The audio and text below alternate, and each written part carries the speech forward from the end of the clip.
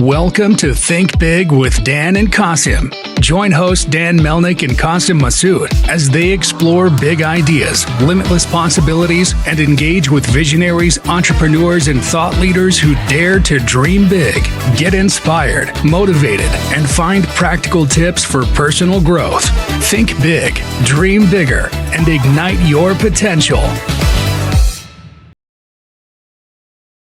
All right, welcome back. Our guest today, Lynn Power. Lynn, please tell us where you are in the world and what you do for a living. I am currently in Palm Springs, California. I am the founder of MASAMI, which is a clean premium haircare brand, but I'm also the founder of the Conscious Beauty Collective, which is where I am. It's our pop-up store. We have 30 indie beauty and wellness brands that are part of it. Oh, wow. And it's a way that we're joining forces as teeny tiny small brands to help each other grow. That's amazing. So does the collective sell anything like on an online basis, or is that just all through the pop-up right now? Just curious. Well, we're all DTC brands. And then what I actually did recently, because the brands were really bugging me to do an online store as well, and I didn't want to have yet another Shopify site to manage because I already have two and it's a lot. So what I did is I actually just created a page within my site. So if you go to Love MASAMI and you go under shop, you'll see there's a tab for Conscious Beauty Collective. Oh, awesome. Yeah. And then what I did is I integrated the brands through Caro, which is a pretty easy way to just integrate and be able to cross-sell products on your Shopify store. Cool. That's awesome. How did you get involved with the rest of these brands that are a part of the collective? I know you said you created it. How did you get in touch with all these folks that are on the collective? Okay. So the story behind the collective is I launched my brand MASAMI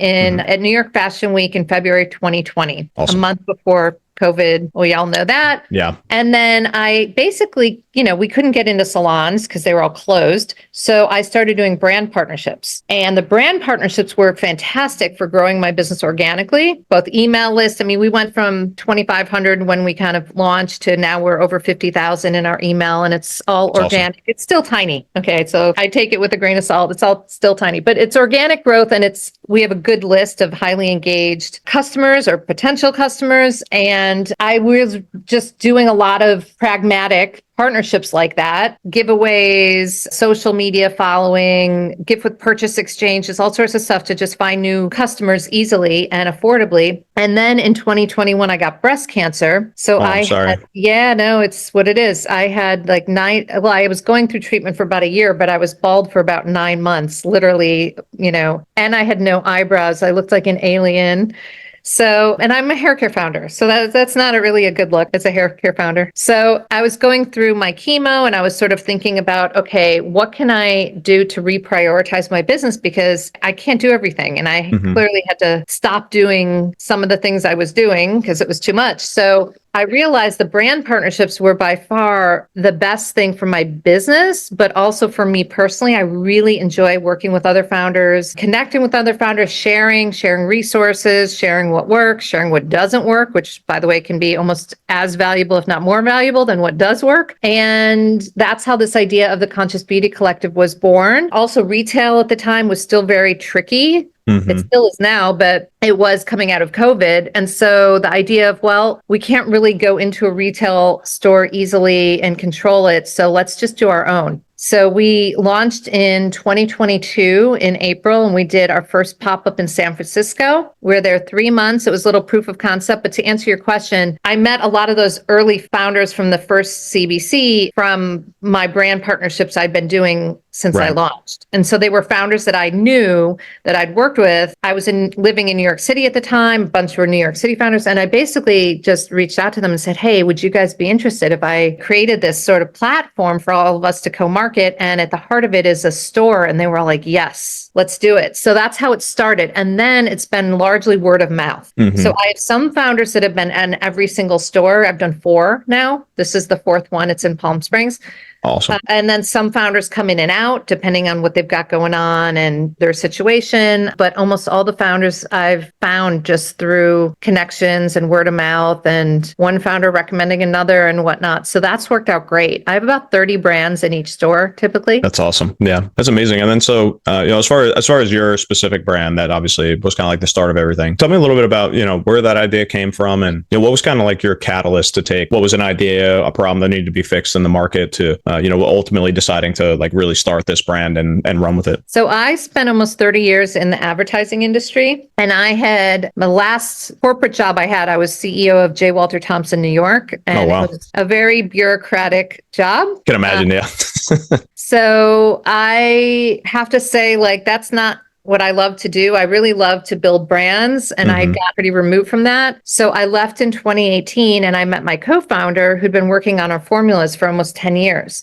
So he worked at Clairol, and he was the guy on the front lines that used to deal with the models when they would come in, have to have their hair colored for an ad. And then contractually, they would color it back to the color that it was. These poor girls, their hair would be fried and they'd be crying. And there just weren't products 20 years ago or even 10 years ago that would clean, first of all, but that would kind of deal with like rehydrating their damaged hair. And so that's how he saw that need and started on the journey. And then he found this ingredient through his husband. His husband's name is Masahiro. And when James and I decided to launch a business together, we wanted to name our brand something that had meaning. And Masa is like our muse. He's this very Zen Japanese man who I love. And so we decided to name the brand after him. And it also means truly beautiful in Japanese, which doesn't suck. Well, that's amazing. No, it certainly doesn't suck. That's like perfect. That's amazing. I know.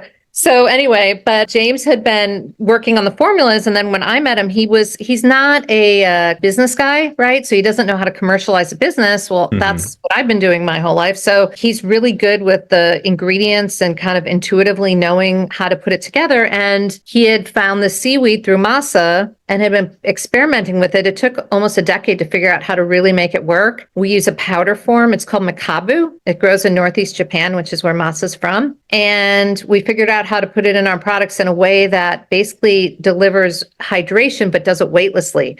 So hydration is the number one hair issue. So kind of back to your, like, what's the market? How did you figure out if there was a need?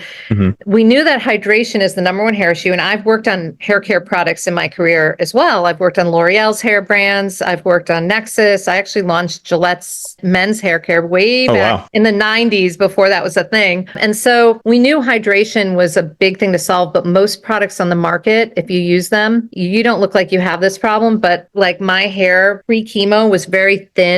And if I would use hydrating products, it would just look limp and flat and greasy. And so what we wanted to do is solve hydration, but do it in a way that your hair actually looks like there's volume and it doesn't look like you're going to want to wash it the next day. So that's what we were able to do. So our formulas are really unique in that sense, and they work on pretty much every hair type and texture. So once we decided to go in business together, we did some consumer testing on every hair type we could find. We tweaked the formulas to even make them a little cleaner. We came up with our brand name. We came up with our packaging. It took us about 18 months to get all that stuff done, including our go-to-market strategy, which then went out the window once COVID hit. But nonetheless, you got to start somewhere. And then, so it took us a while to kind of line everything up, get our ducks in a row. And then once that was all good, we were able to just get going and get it out there. I do think, though, launching a brand is a lot easier than sustaining a brand. Yeah, no, 100%. I mean, I will say, like, most people that come on the pod, they're usually a little earlier in the stages of the business, kind of like yours is.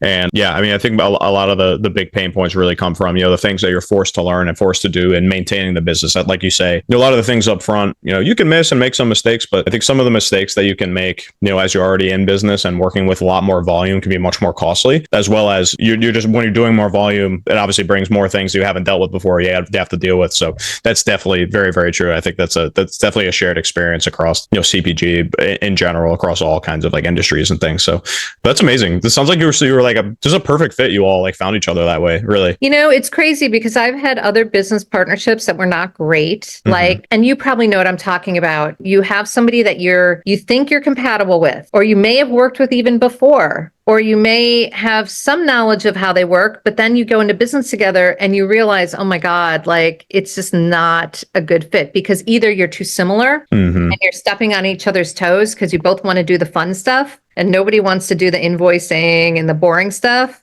tax returns and all that stuff. Or you're not on the same page in terms of your brand values. And that can be a real disconnect where like one of you thinks your business is going that way and the other one thinks it's going this way and you're just not connected.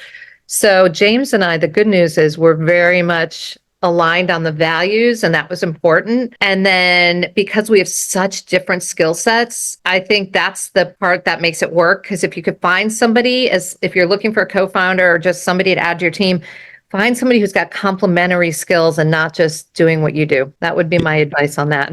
Yeah, no, I think that's good advice. And I mean, when you have those like kind of complementary, not like a lot of overlapping skill sets, I feel like it makes the division of labor and like figuring that out like very organic and very easy to figure out. If like, somebody comes from an accounting and finance background, it's like, great, like that's what you do. I know like you could be trusted to do that. And that's what you should probably be taking care of if you're going into business with somebody, right? Yeah, no, it can be a challenge, especially as things progress. And as you say, like things get harder when you're trying to maintain a business. Like starting it's fun. There's a lot of optimism thrown around and big ideas, and it's great. Once some of the stressors really come in and like the dog days of the 2-3 years, like really helping, like going from like, small growth to like really getting like out there into the market, those stressors I think can bring out maybe sometimes things in people that you wouldn't ordinarily see when you think you're compatible on the front end, when it's all like optimism and like, being very excited and, getting things rolling. Those stressors can bring out, some things in people that maybe you didn't see before, that maybe were parts of their personality that maybe aren't as compatible that you didn't see before. So that's good advice, I think, and looking for people to collaborate with, and any maybe young entrepreneurs looking to, find even investors, maybe just even those relationships sometimes can really hinge and,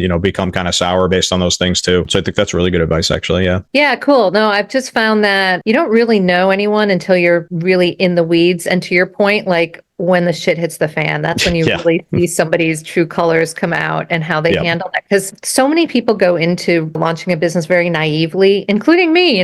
I've got a lot of experience doing this. How hard can it be, right? And the hard part was not coming up with the brand name and the packaging. All that's fun and that's all good. The hard part is the day in, day out grind. And there are some days, I'm sure you've heard this, where it's just a really bad day. Your supply chain is caught up in a port somewhere, or you get an angry customer, or whatever, and it's inevitable. You know what I mean? Like that's just going to happen. So you have to be able to navigate that stuff and get through that and get to the point where you see the bigger picture, I think. Otherwise, it's brutal. No, it is. And I think the hardest part of like finding compatibility with business partners can be how you react in those like really, really bad days. And like in those moments where like somebody, like a decision needs to be made. You don't want to jump into something just out of like an emotional response, like, and especially those things out of your control, like something is like your fulfillment is messed up somewhere and it's just like nothing you can really do to solve it. You're just waiting to hear, like, I wonder when it's going to be solved because it's out of your hands kind of thing. Sometimes, in those moments, I think is where a lot of, friction can happen. And it's important to find people that you can take a breath, take a step back, like talk about it, decide what you want to do, be confident in that decision. And whatever decision you make, everybody can be able to live with it because at least you collaborated on it and went at it from a logical standpoint and not just out of like frustration or anger, right? Right. So, or emotion or Yeah. And so it seems like you have that with your partners. I can tell just from the way you talk about them. That's really amazing. So, but let me ask you, as far as like your brand specifically sits right now, aside from the collective, what is your kind of breakdown of your, strategy in driving revenue? I know you say you're mostly direct to consumer. So do you operate mostly just from your e-commerce website there? Do you do Amazon, or do you do any wholesale at all? Or are you really just straight e-com based? No, we do everything, which I think awesome. Most brands now, that's another complexity. You can't just be a DTC only brand anymore. Boy, the days when you could just focus on your online business, I envy that. But so we're on Amazon. My attitude about Amazon is I'm an Amazon lover because it's been great for small businesses like mine. There's very little barrier to getting set up and running. If you've got your brand registered and you've got your trademark and you can get it all set up, yes, there's complexity with the listings and you kind of got to go down the rabbit hole and do the tweaks and do all that stuff and optimize. But it's a really efficient platform for small business. So I appreciate Amazon. And my attitude is you got to go where the people are. It's just reality. And all of our competitors are there. So it's like, that's just the world. So I do think if you're a beauty brand, I don't care how high end you are, you should be on Amazon. You'll see if you just Google the highest, most of the top priced brands are there. Probably a few exceptions, but most of them are there. We're on some other marketplaces. We're on like the W Marketplace, is a female owned marketplace. That's great. I actually interviewed her. Susan? Yes, I interviewed Susan actually a couple weeks ago. She is amazing. I love her. Yeah, she's amazing. And I love what they're doing. And, we were one of their early brands and we do a lot together and they're great. So I do think, if you can find values-based marketplaces that align with your values, we don't get a massive amount of sales from there, but they're really good about promoting the brands that are on there. And I really think think, a lot of founders come in this naively and think if I just launch my brand, people will buy it. Mm-hmm. And we all know it takes these days 12 to 15 touch points. So At least sometimes, yeah, sometimes more, right? It used to be like 7 to 10. Now everyone's saying 12 to 15. And that sounds probably more accurate. But if you think about like some of these other sites, I feel like that checks off a more top of the funnel. And it's also trust. Oh, I just saw that brand on the W Marketplace and now I'm seeing that brand on Facebook, and okay, it must have something going for it. You know what I mean? You have to think that way of like a holistic, I hate to say like journey. It's not really a journey. It's kind of just like a formula more. Yeah. So anyway, so we also do some wholesale. We're on Fair. We have some independent salons that love us, thank God, and some small like boutiques and whatnot. So I am trying to expand that side of the business a bit more, but there are only so many hours in the day. So Yeah, no, for sure. And this month I've been doing in the spirit or last month, I suppose, spirit of Women's History Month. I did a ton of women-owned businesses podcasts, and it's been really amazing. This community in like CPG women-owned businesses is so tight knit and so nurturing to each other. It's really been like such an amazing experience learning about, Susan at the W Marketplace and just all of these brands talking about doing things like this with your collective and how the W Marketplace works, and just the general just willingness to really help and support each other has been like, it's been a really awesome and like refreshing experience to talking to so many women CEOs recently. It's been really awesome. Yeah, I find the other founders are really good and generous, and people really want to support and help each other. I mean, if you look at it strictly from like a category basis, yeah, we have competitors in the store. I have another hair brand in the store, that's a shampoo and conditioner, and I have multiple skincare brands. But I think all of us realize that we're stronger together. And if you think of competition being a barrier, you're not going to get very far because it's tough to do it alone. Yeah, no, it totally is. And I think a lot of it stems from, and I actually just had a conversation with the last podcast I did just earlier today with, it seems to be in the CPG space specifically, it seems to be that everybody that really like endures this labor of love with their brands and really follows through with it, like it almost has to come from a very like personal backstory and a really, just place of like, this is your baby, you won't give it up, you'll make it work, like no matter what it takes. Because as you know, it's not easy. Like it's fun and very like opportunistic at the beginning or optimistic in the beginning, but the dog days come, and that's what the really hard parts are. And if you don't have the conviction and the real passion for what you're doing, I mean, most people would just stop doing it because it just becomes too much. But and I think that circles back, I think, in a lot of ways to people in the space being like willing to help, because they know people who are willing to go through this. If you've kind of made it and have had some success, like I feel like there's like this mutual respect almost, and like a knowledge that you wouldn't have done this if you didn't really care and like did this out of a personal need for something for your spouse or your children or for yourself going through something. So it's been a really illuminating and awesome experience doing so many podcasts with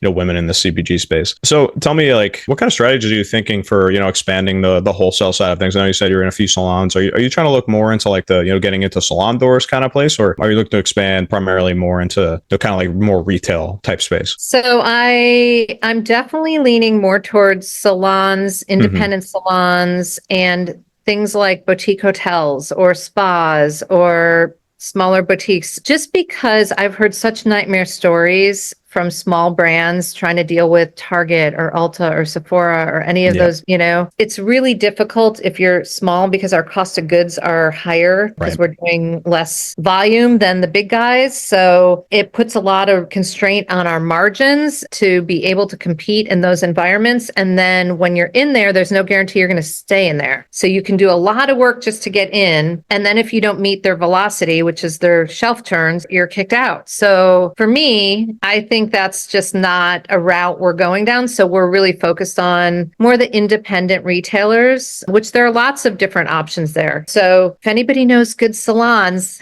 independent salons that want a good, clean formula, let me know. That's awesome. Do you have any evidence to think that people that maybe see this in a salon or just like hear about it through their salon will turn around and come to the website and then turn around and buy like direct from you after hearing about it in a salon or having it used salon service? I think there's still a lot of people that trust their stylist and their stylist recommendation. And if the stylist says, oh, this is a great product and it smells good and it feels good and they love the way their hair looks, then there's a good chance that we've hooked them. And the good thing for my business is that we have have 3 times industry average in terms of loyalty. So hair care is a notoriously fickle category, but when people try our products, we get these really hardcore loyalists. And so I think of the salon business as almost like a really great sampling vehicle where you get somebody who's has the authority and the knowledge to be sampling. And, you can't really ask for better than that. So that's why salons are great. Now, a lot of salons don't like to sell. They don't like to retail the products. Right. We have big back bar sizes that we sell to the salons of our shampoo and conditioner, and that works well. They love our styling cream. That's like one of the favorite things from salons. But to your point, it's more about getting a customer hooked and then buying it on their own versus needing to go to the salon to buy it. Exactly. Yeah. I find that's definitely a familiar strategy I've heard from, other people in this kind of like the beauty space that do work in salons and hotels and things. That's kind of the hope. And when we can have that kind of turnaround to coming back to the direct to consumer side, it's great. I think it's a really intuitive strategy. And it seems to work well for a lot of other similar brands that I've spoken to. So let me ask you this. One thing I always like to ask everybody that comes on the podcast, you think about everything you've learned since, the inception of the brand when you started, up to this point. If you go back to your day one and give yourself one piece of advice based on everything you've learned up to this point, what do you think that one piece of advice would be? Double your budget. Whatever you think it's going to take to launch, just add a zero, double it, whatever, because there are so many things that are trying to take your wallet. You know what I mean? Like you think you have a handle on it and then stuff comes out of left field and you're like, damn, like I wasn't really thinking about that. And then there are always things that come up that you just don't plan. Like we had inventory that got stuck in Chicago and we had to hire somebody to help us get it out of the port because this is when, during COVID. So like, I think most startups fail because of cash flow and money. And so I would have liked to have a better understanding going in of the reality of that. But having said that, if you can get a handle on that, great. And then the other piece of advice is just don't sweat the small stuff because it's going to happen a lot and you'll drive yourself crazy worrying about every little thing, and you just have to let a lot of that go. Yeah, no, I think those are two really good pieces of advice. And we have a lot of young, or not even necessarily young entrepreneurs, but maybe even just newer entrepreneurs that are off on a newer venture in an area they haven't necessarily worked in, maybe for the first time. And that's what I kind of try to provide in doing this podcast series is for new people or even more seasoned entrepreneurs to hear accounts like this about like what it really takes and what to kind of be prepared for, so you don't have to be the forerunners like you, like going through and basically like learning everything from scratch, and like so many others that I interview, even though like they could find help along the way and there's great communities and help if you choose to accept it. But even still, there's so much to learn, on your own, the hard way. And I think any way we can give people insight into, maybe some of the things to prepare yourself for if you're going to get into CPG in this space or really anything out there as far as like an online brand goes, I think is really valuable. So I appreciate that. And then also, I just want to give you an opportunity as well, just to shout out, your website again, any socials, sure. People hear about you, watch the pod, they love you, they want to learn more about the collective, more about the brand, keep track and stay in touch. Let people know the best way to do that. Yeah, sure. So yeah, anyone who has hair, our products work for every hair type and texture. You can check us out at lovemasami.com. Our social handle is Love Masami Hair everywhere. So TikTok, Facebook, Instagram, Pinterest, YouTube, Threads, Twitter. I'm sure I'm missing something, but you can always reach out to me if you have questions, if you're interested in the collective, if you're a beauty founder who wants to know more, hit me up. Like I said, we're all about community and building a supportive community for indie brands to help each other. That's awesome. Awesome. Thank you so much, Lynn, for coming on. I really appreciate it. Yeah, thanks. Thanks, everybody.